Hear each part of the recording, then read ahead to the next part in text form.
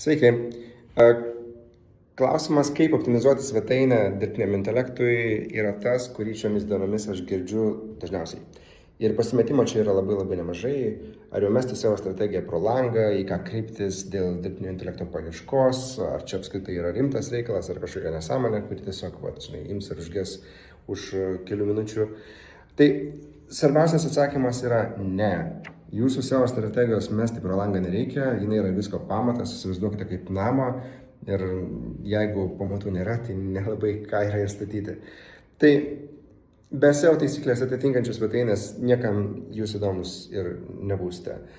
O apie tai, ką reikia daryti, kai jūsų SEO jau yra tvarkingas, labai detaliai pasakojame visiškai praktiškame gide, kur ką patikrinti, kokį turinį kurti, kaip didinti svetainės patikimumą dirbtinio intelekto akyse.